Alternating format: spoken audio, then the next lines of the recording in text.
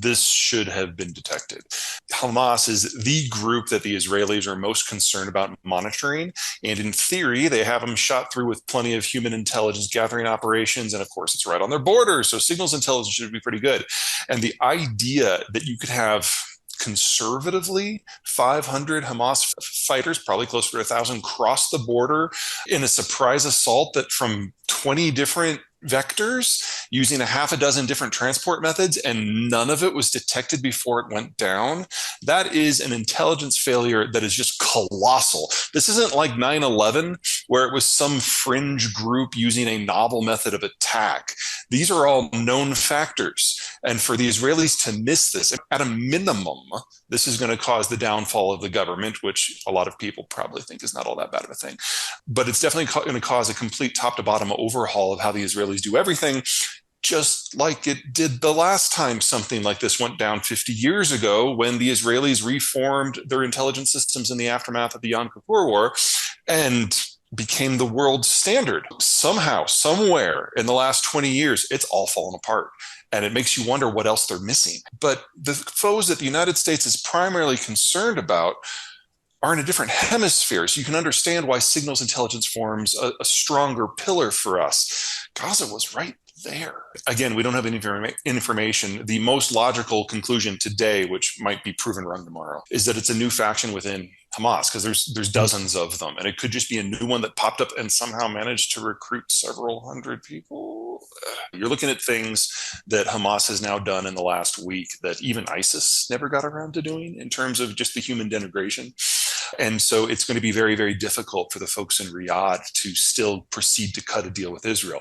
Now, for those of you who don't like live and breathe this area, a quick primer, there are lots and lots and lots of factions across the Middle East, but there's really four that matter. You've got the Turks, different ethnicity, but Sunni Muslim, semi-secular. You've got the Sunnis, which Saudi Arabia, United Arab Emirates, Kuwait, Egypt, that's the dominant group, Sunni Arabs. The third group are the Israelis, the Jews, and then the fourth are Shia Persian. So different religious sect, different ethnicity, and that's Iran. And what has been going on for the last, let's call it a decade, but really intensely started in the second year of the Trump administration, was a normalization of the relationship between the second and the third factions. The Sunni Arabs that make up the vast majority and the vast majority of the economy, and then the Jews who have the technology and the relationship with the United States. And the idea was that if you can get those two factions on the same side, then the rest of the Middle East will more or less take care of itself. Now, there are any number of ways that you can manage the Middle East. This is one. I'm not saying it's better or worse than any particular one, but this is the one that the Biden and the Trump administrations broadly agreed on behind closed doors. They will never say that out loud, but it's a by administration strategy. And the United Arab Emirates and Morocco have already gone down that path. And the question was whether Saudi Arabia, the biggest, the most powerful, the richest of the Sunni states, would follow. And within Riyadh, there is a familial argument. I mean, we all know about those intergenerational arguments we have at family reunions, where all the aunts and the uncles and the parents are on one side and all the cousins and the kids are on the other side. And it doesn't matter how old you are, those arguments really don't change. Well, for the older generation, the defining characteristics of the Arab identity is that the Palestinians are Arabs too. And so any sort of deal that is struck with anyone has to at least pay homage to the idea that the Palestinians should be able to control their own territory. But the next generation down, led by Mohammed bin Salman, who's a millennial, is like, yeah, whatever, that's your problem, old man. The Palestinians have never done anything for us. Gaza is an open-air prison camp. Even if we wanted to do something with it, we couldn't with all of our money.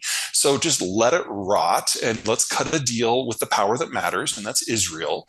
And that will usher in a new Middle East where we lead the entire Arab world against Iran. Now, that might be a little over-optimistic, but it's not ridiculous. So what's going on in Riyadh right now is the older generation, which includes the king, and the younger generation, which includes the king apparent, are fighting about it.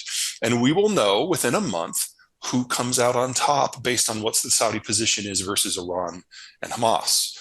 TBD. And something to remember with all of this is these two countries started this without us. When we made it very clear that we weren't thrilled with the Israelis for things they were doing in the occupied territories, we withdrew some military support, and we did the same for the Saudis for what they were doing in their own region. And so the Israelis and the Saudis for about 15 years now have been playing the United States off of them, each other, and in doing so have gotten more weapons and more technology and more funding than we would have normally generated, with the Israelis providing military training for the Saudis and the Saudis providing intelligence on Iran for the Israelis. They already have de facto a fairly robust bilateral relationship. The question is whether the United States feels it needs to have an active role in that. So our role in these talks have mostly been handholding.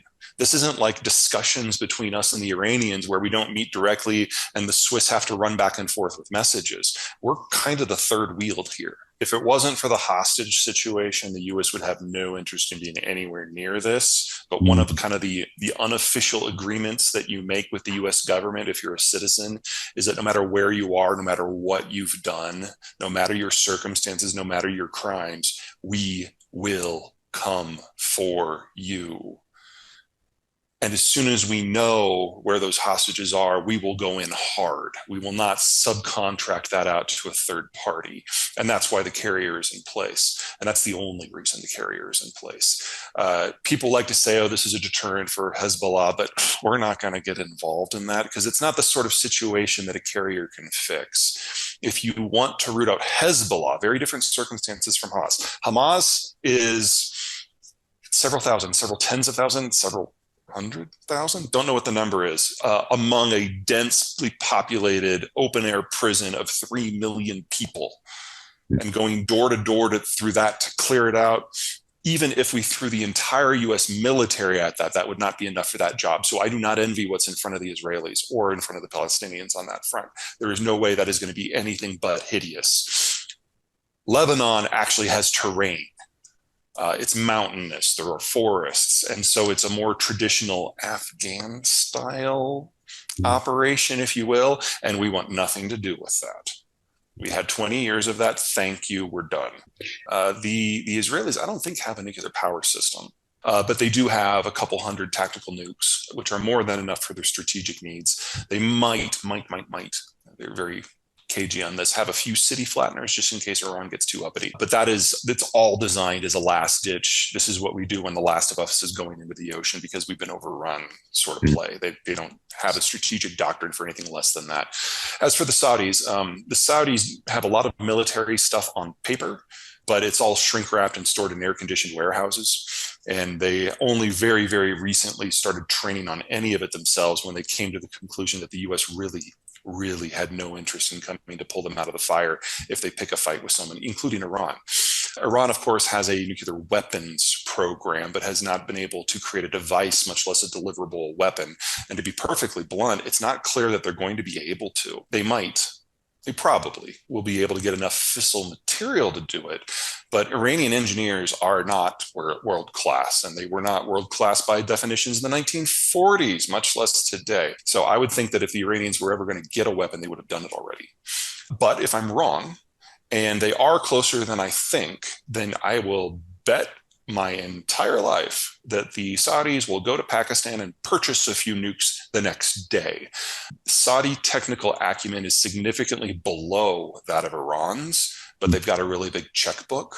And there are some people out there who have nukes who, with the right number, would sell. And the Saudis have already set that up. So it can happen very, very quickly should they feel so pressed. But the US will have nothing to do with that. If anything, the US would do a significant amount of things to prevent it from happening, but I don't think we could stop it. Let's start at what it was before the assaults.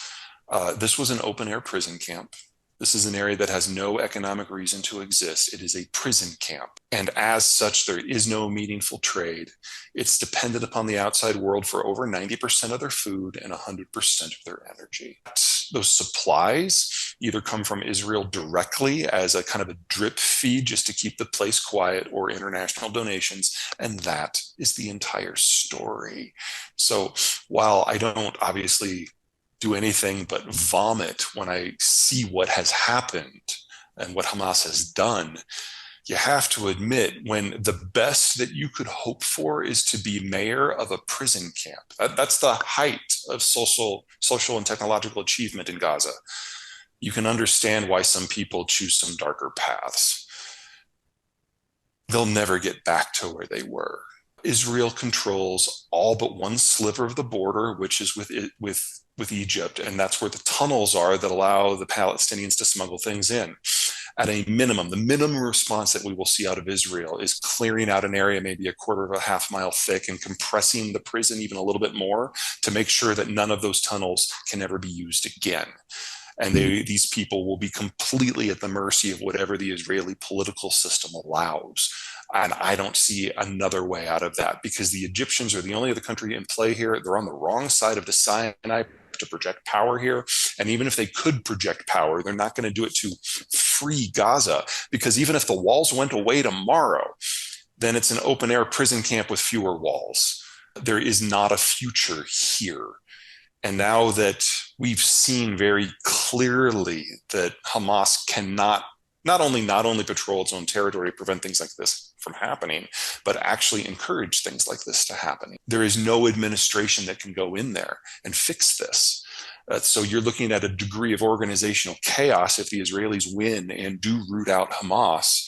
And if they fail, then you're talking about a state of on again, off again, open warfare with a people that have nowhere to go. The humanitarian scale of what's about to happen is going to be horrific. There's no win here for anyone, so be careful who you condemn.